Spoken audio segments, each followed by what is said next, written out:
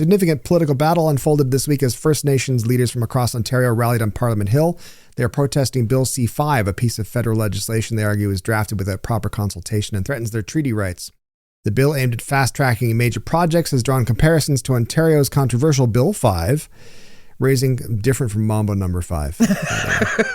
I was always more partial to Mambos 1 through 4. Well, some people don't like the prequels.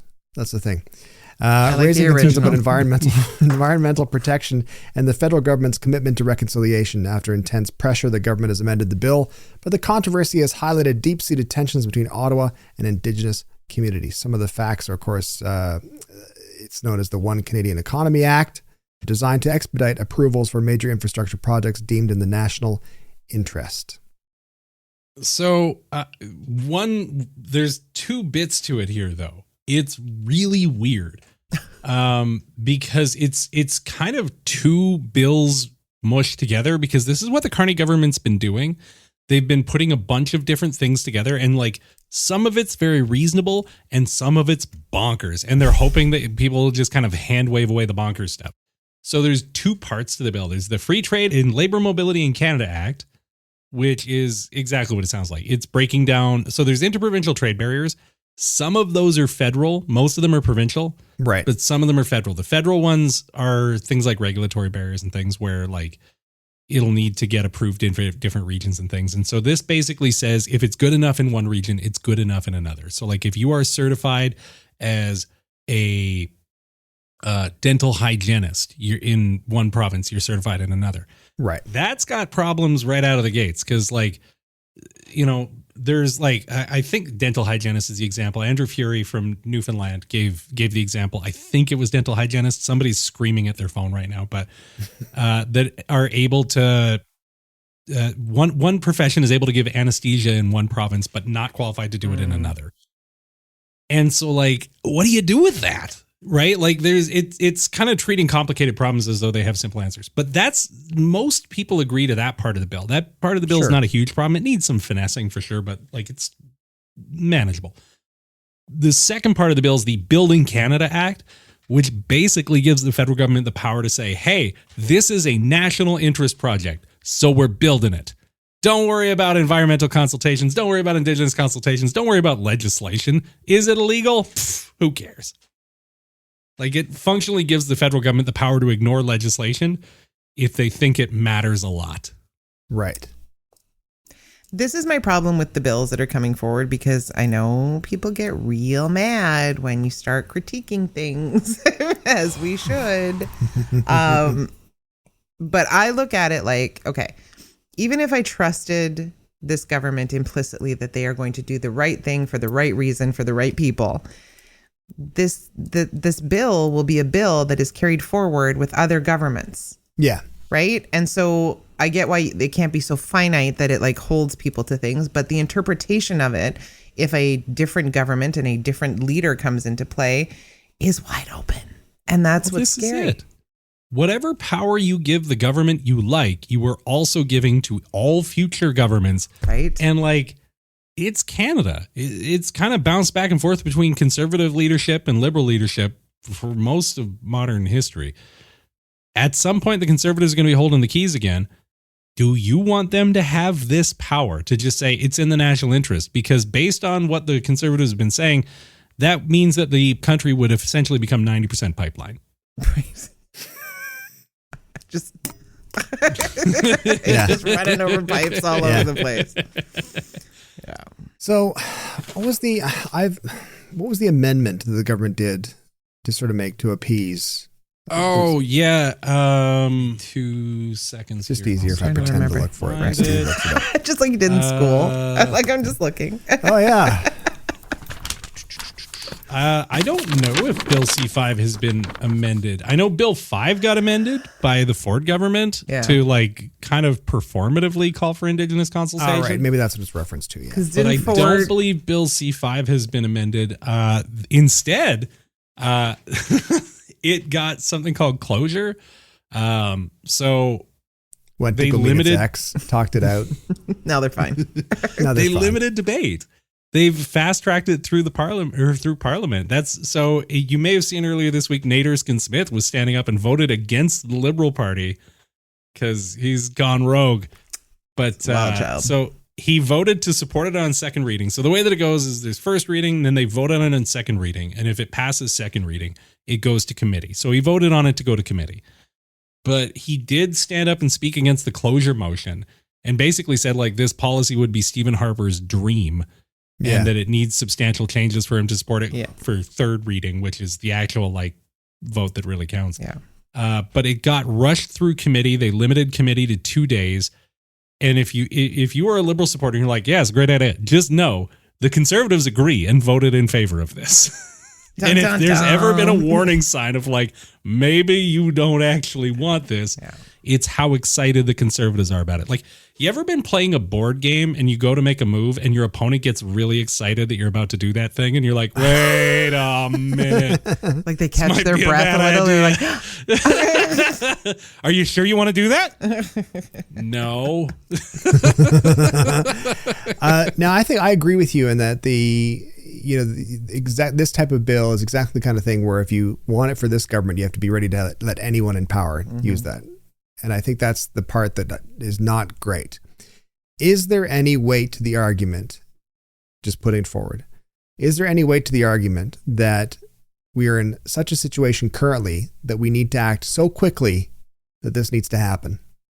I have a very easy answer to this.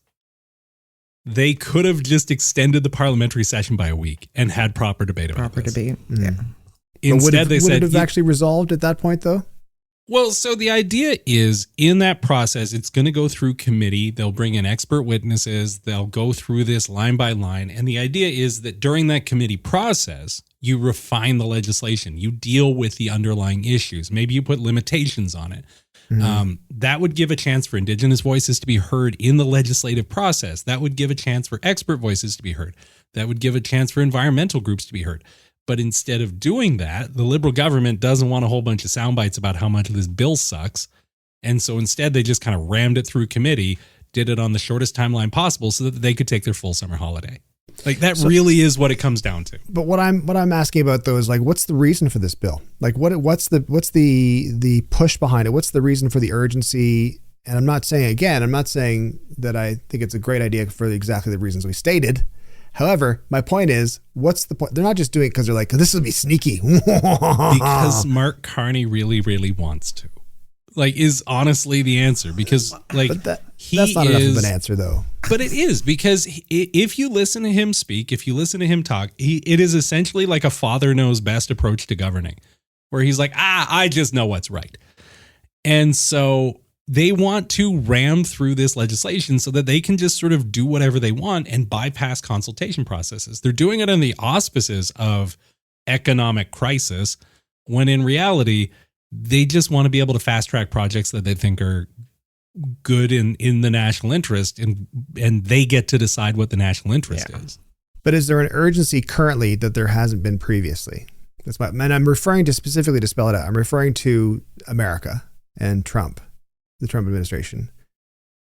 I think that was his whole platform, right? Is that we're going to get Canada's economy going, and there are a lot of barriers that exist interprovincially, and which I think a lot of people weren't aware of. It's like it would make sense that we would just like all share resources and live happily, like, family, but no.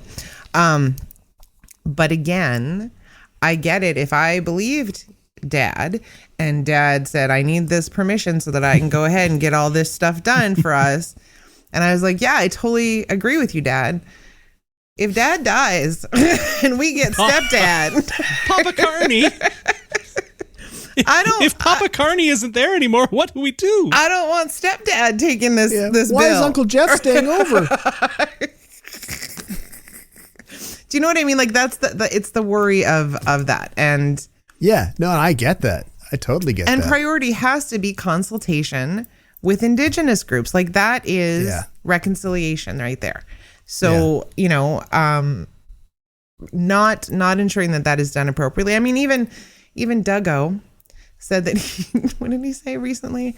I treat Indigenous goops like gold or something like that. And I was like, God, you're such a buffoon. We treat them like gold. Okay, I got to read the quote because it's horrifying. It is Doug Ford he ebbs and flows from stupid to stupider, and he has really crested, I think. So the comment was, where are we here?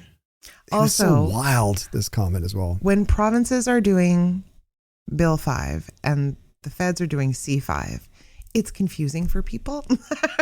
Yeah. They're so close, but different. But I wonder how much that's by design. Well, I don't know. But what Doug Ford said was, and I quote, get ready, folks.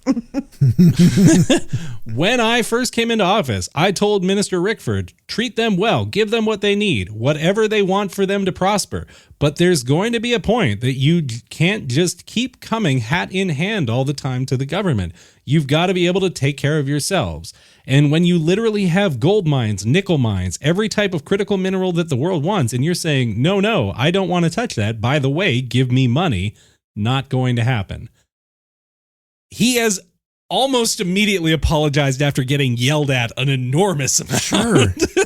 And deservedly so. It has the tone of those people, right? Like, what We are are you so doing? lucky he used the word hat in hand as well. There's other words he could have chosen. I was reading that and I thought, oh God, where's it? Okay, he said hat. That's good. That's at least a He step. probably had it different in his speech and was told he couldn't say that. Yeah, but yeah, you can't say that.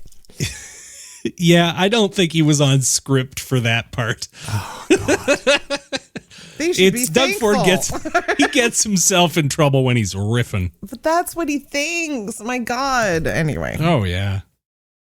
So is there any way to mitigate the emergency aspects of this with consultation that are realistic? Meaning, like, I think the idea of having the extra week in Parliament, sure, we would have been able to dissect the bill more. Would we have been any further ahead? I don't think so. I don't think anything would have been further ahead. I mean, this is super politically naive in a lot of ways because, like, if Indigenous leaders have been very clear that this is going to get fought in courts tooth and nail for a long time, like they think they can force this stuff through. They're just signing themselves up for enormous legal battles. Well, this is my concern is that if you're doing it because it's an emergency and we got to get things going, but then you could be subject to injunction, right? Based on stuff and it's not going to go anywhere. Like you're stuck in the mud. So you might as well take the time, let it go through committee, get the experts involved, tweak what you need to tweak, and then let's get it going. Yeah. That's good. But That was a good sums it summary. up. And we're done, cross folks. this out. Thanks for coming out. There you go. Cross that out. C5 is solved. That's putting that away. I used to say this, Justin, call us, but now it's like, Mark, call us. Mark, give us a call. I mean, he used me in his video. He could at least give us the courtesy of a phone. Exactly. Because I'm so lived up. It was just him just scrolling at night going, Again, though, he probably saw my Bonnie Crombie video. So that's probably why he hasn't been in touch with us. He didn't want you in the cat suit.